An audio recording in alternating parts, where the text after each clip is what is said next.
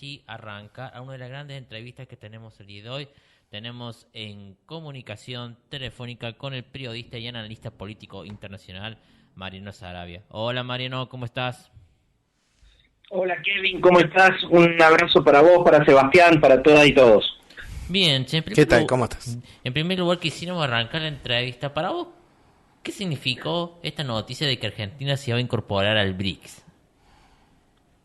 Bueno, es una noticia muy buena para mí, excelente, sorpresiva, porque todo el mundo venía diciendo durante toda la semana que no, que eso se había caído, que no había posibilidades. Incluso me llamó la atención la actitud del gobierno, del presidente Alberto Fernández y del canciller Santiago Cafiero, de no ir a Sudáfrica, a la cumbre de los BRICS.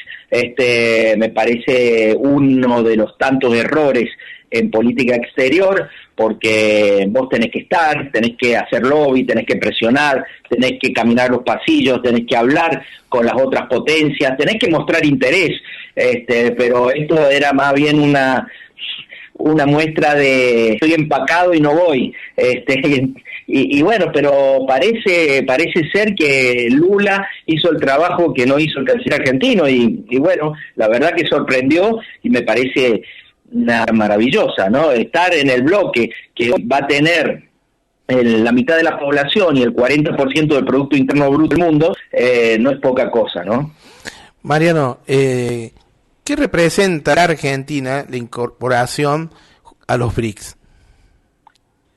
Representa primero estar en el mundo, primero una posibilidad económica, comercial, ¿no es cierto? Porque por estos números que acabo de dar, hoy el Producto Interno Bruto de los BRICS es casi el 25%, pero con los 6 países que se van a incorporar va a llegar al 30%, y como te decía, pero además la mayor cantidad de, por ejemplo, de soja va a China, de carne va a China, para todas las provincias argentinas y para el país en su conjunto. China y Brasil son los principales socios comerciales, la India también es muy importante, son países que además, Sebastián, van a tener, un crecimiento exponencial, porque son países muy poblados. La India ya pasó a China en ser el país más poblado del mundo, pero además todavía con mucha pobreza y con voluntad y con decisión de ir sacando a la gente de la pobreza, con lo cual se supone que, por ejemplo, en el caso de la India, va a haber millones y millones de personas que van a empezar a comer, así de simple, millones y millones de personas que van a empezar a consumir algo, y eso genera una oportunidad de oro para un país como Argentina, ¿no? Pero completando lo que vos me preguntabas, también, si ustedes quisieran, podemos hacer un análisis no tan económico y más geopolítico, y hasta te diría civilizatorio, ¿no? ¿Vos crees que con esto de la ampliación del BRIC, que se plantea, porque el impulsor de esta ampliación la hace Lula da Silva, que le presione tanto a Xi Jinping como a Modi, el presidente de India, y a Putin, ¿vos crees que con esto se está dando como de a poquito la caída del mundo unipolar que se había desarrollado en los 90, y que pensadores como en el 89, como Fukuyama, decían que era el fin de la historia cuando cayó la Guerra Fría, el muro de Berlín? Sí, totalmente. No sé si con esto se da, o si esto es una expresión, ¿no es cierto?, una consecuencia. Por ahí me parece un poquito de las dos cosas, pero más que nada los BRICS son una expresión de un mundo multipolar que ya existe, ¿no? Los BRICS en el 2008, cuando se crean, todos decíamos que era el futuro, ¿no? Hoy son el presente. Y este mundo multipolar ya se ha venido construyendo de a poco. Creo que ese mundo unipolar de la hegemonía total del imperio norteamericano duró 10 años, desde el 89, con la caída del muro de Berlín, consenso de Washington, etcétera, hasta el 99, cuando llega al gobierno de Venezuela Hugo Chávez. Curiosamente, en Latinoamérica empieza a cambiar la historia, primero con Chávez, después con Lula, con los Kirchner en Argentina, etcétera, etcétera, y y justamente en esa década de los 2000 es cuando llega al gobierno de Rusia Vladimir Putin, ¿no? Fíjate vos, hasta ese momento Rusia había estado postrada de rodillas con el alcohólico, digamos, perdón, no tiene nada que ver eso, pero sí que tenía posiciones políticas muy vergonzosas, Boris Yeltsin, y bueno, y China también, justo para esa época empieza a ponerse de pie, es muy elocuente. Entonces, sí, totalmente, yo creo que además de un mundo multipolar, lo que hay es un eje de poder que se ha ido desplazando hacia, por un lado hacia el Pacífico y además hacia un frente euroasiático, ¿no? Mariano, se han escuchado críticas justamente a la que se sume Argentina a los BRICS, principalmente, por ejemplo, Patricia Bullrich ha dicho públicamente que si ellos son gobiernos, Argentina no va a formar parte de los BRICS. Y me quedé pensando en lo que decías de la importancia geopolítica, ¿no? ¿Qué consecuencias tendrían, digamos, a futuro? Porque nos estuviste diciendo todas las consecuencias positivas de pertenecer, pero si nos sumamos a tiempo, ¿qué puede pasar de no estar en los BRICS? Bueno, básicamente me parece que vamos a perder el tren de la historia. Las oportunidades, dicen que, mi abuela me decía que las oportunidades de espaldas son peladas, son calvas, ¿no? Entonces, si vos no agarrás la oportunidad de las mechas cuando la tenés enfrente, después a llorar al campito. Realmente va a ser una macana, una lástima. Esto que decís vos es muy importante porque no cantemos victoria. No es que ya entramos a los BRICS. Hay una decisión de los BRICS de incorporar a estos 6 países, entre los cuales está Argentina, pero eso se haría, entraría en vigencia el 1 de enero del 24. En el medio, o casualidad, nosotros tenemos elecciones, y tanto Bullrich como Milei han dicho que no quieren saber nada con los BRICS, y sobre todo con China y Rusia, ¿no? Me parece que eso es tener anteojeras ideológicas, realmente, primero es de una ignorancia absoluta o de una mentira muy perversa, ¿no es cierto? Los BRICS no tienen ningún sesgo ideológico, para nada, ningún sesgo ideológico. Lo que digamos se prioriza en los BRICS es el pragmatismo absoluto. Vos fijate que convive una China comunista que defiende el libre mercado absoluto, un comunismo muy sui generis, ¿no? Es raro. No es de Corea del Norte. No es Corea del Norte, con una Rusia que es total y absolutamente capitalista, que incluso en cuestiones sociales podríamos decir que es ultraconservadora, cuestiones de género, de diversidades sexuales, de aborto, etcétera, etcétera, con una India que está gobernada por una derecha ultranacionalista, muy religiosa, muy hinduista, ¿no? Que castiga severamente a las minorías musulmanas, y sin embargo conviven, porque esto es otra cosa. Se han dado cuenta que está en juego otra cosa, y nadie se mete en la política interna del otro país.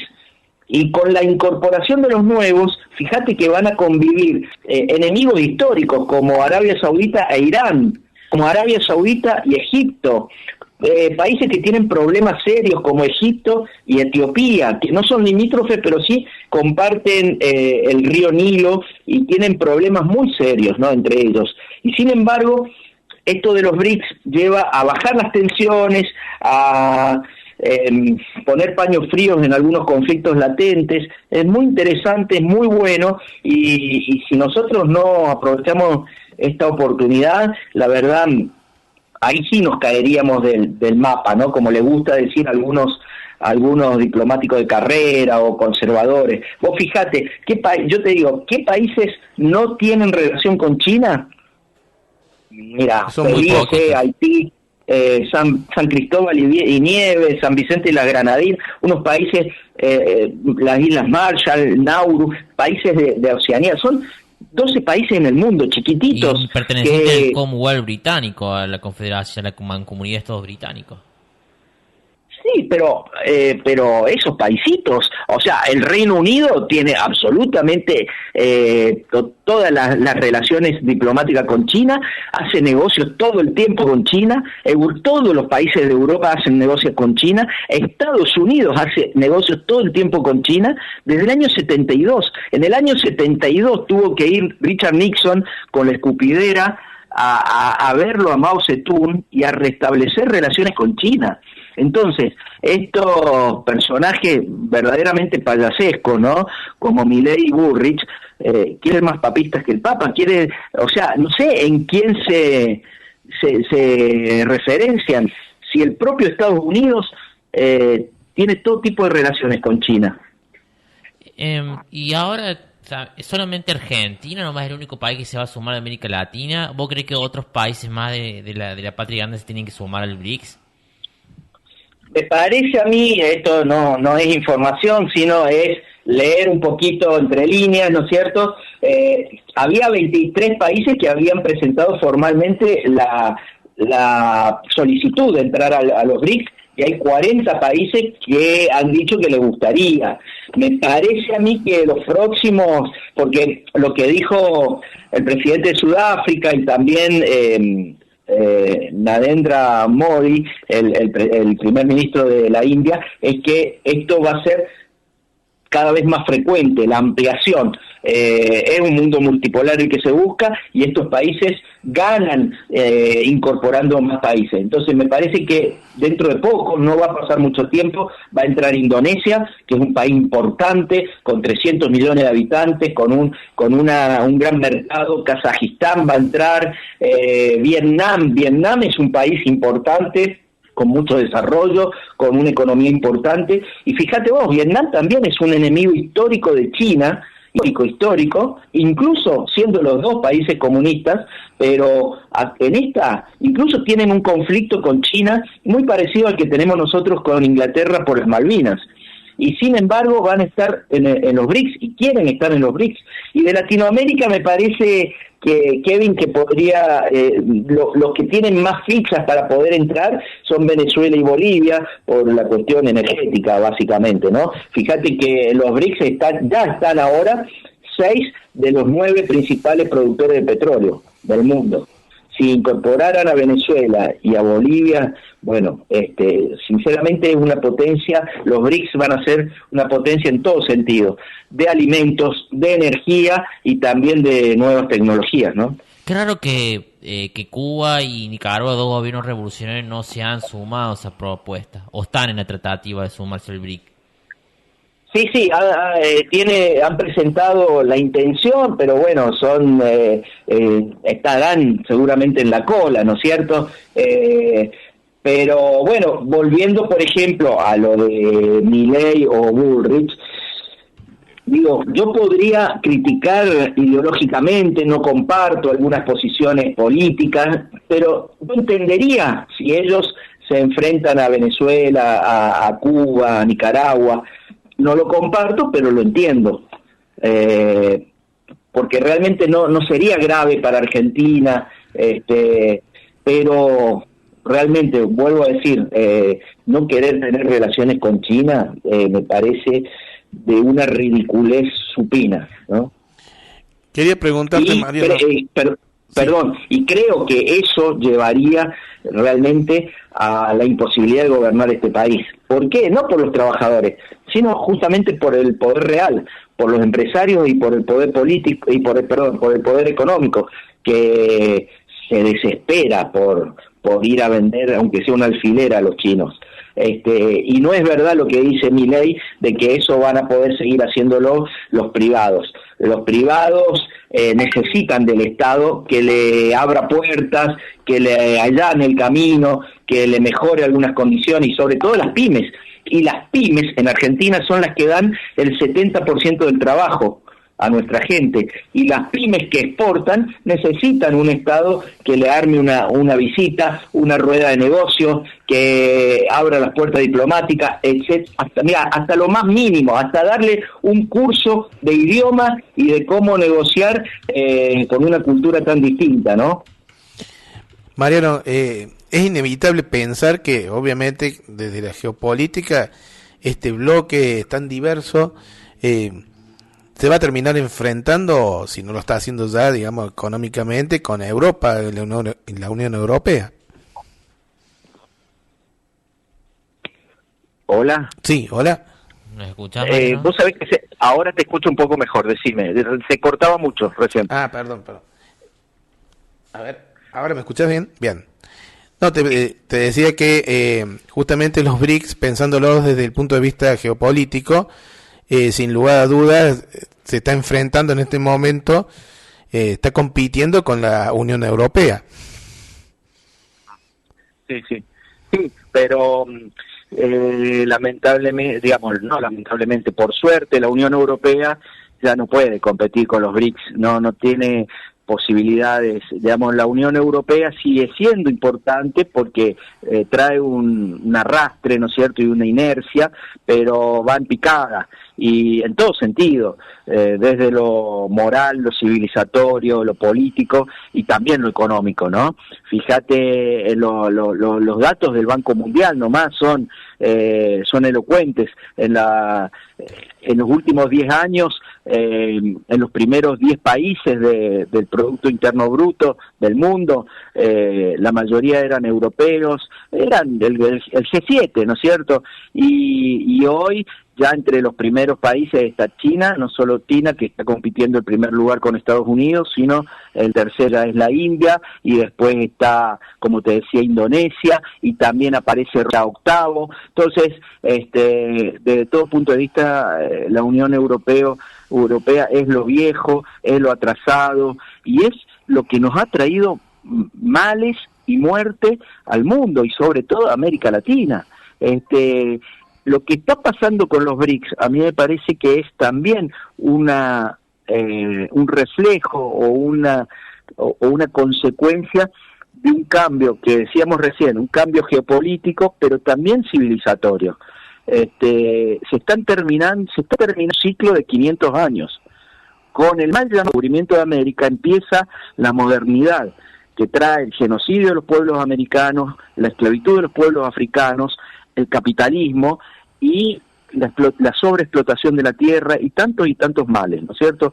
En ese momento el eje del mundo es el Atlántico, pasa a ser el Atlántico, ¿no? Y Europa por primera vez ocupa un lugar destacado en la historia de la humanidad, por primera vez, recién en el siglo XVI. Y después en el siglo XIX, con la apertura del Canal de Suez, pasa a ser el Mediterráneo, muy central, con el neocolonialismo, con el colonialismo de África, etcétera, etcétera.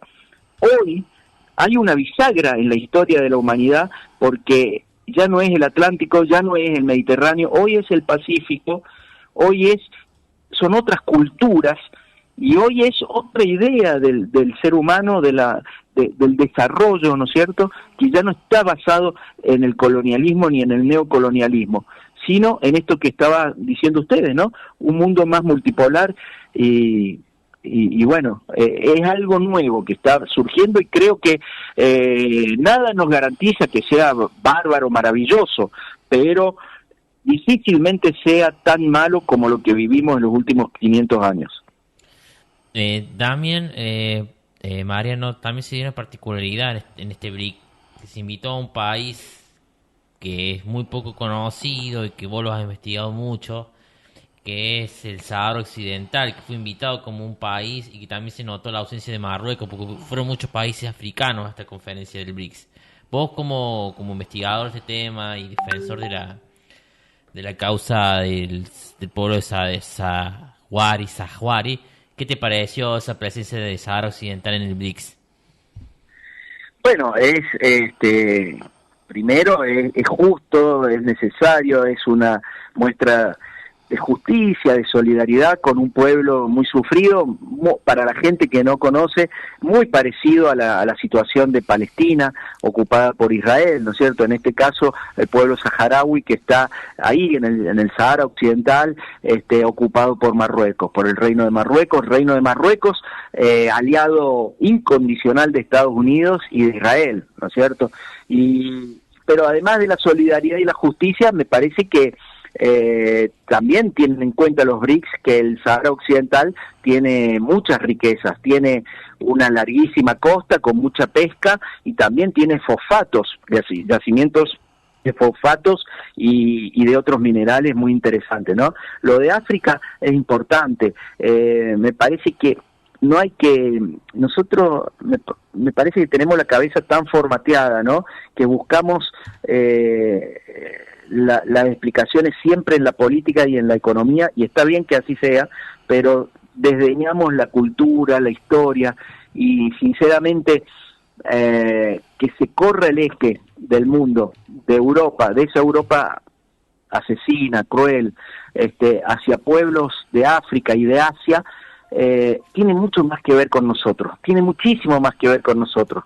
Que esté Etiopía en estos nuevos países es fundamental. Etiopía ni siquiera la estudiamos en la escuela, eso es parte del colonialismo y de los resabios coloniales que tenemos, pero Etiopía es la cuna de tres religiones prácticamente, ¿no? De las 3 religiones del libro, desde los primeros cristianos, los primeros judíos, el Islam también. Etiopía es el único país de África que nunca terminó de ser ocupado y colonizado, ¿no? Por supuesto que el fascismo italiano con Mussolini hizo barbaridades ahí, pero es el único país que no fue colonizado. Bueno, también muy rico, ¿no? Hay muchas cosas que te reconcilian con el género humano, ¿no? Y te hacen pensar que puede haber una nueva mentalidad y un nuevo tiempo. Sí, totalmente. Bueno, Mariano, sabiendo que los tiempos radiales son crueles y tiranos como la oligarquía argentina y como el Círculo Rojo a nivel mundial, te queremos agradecer un montón por ceder tu tiempo. ¿Algunas palabras finales que le quieras dejar a la audiencia que te está escuchando?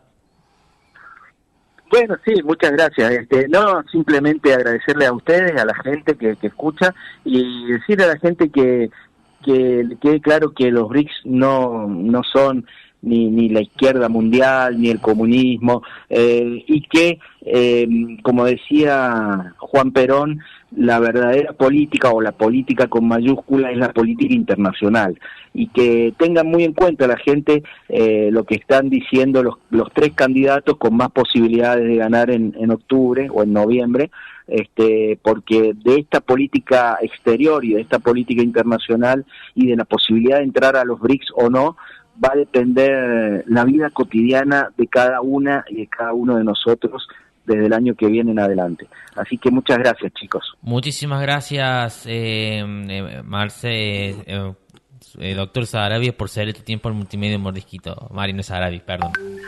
Dale. Un abrazo para ustedes y a disposición siempre. Muchísimas gracias. Chau. Chao.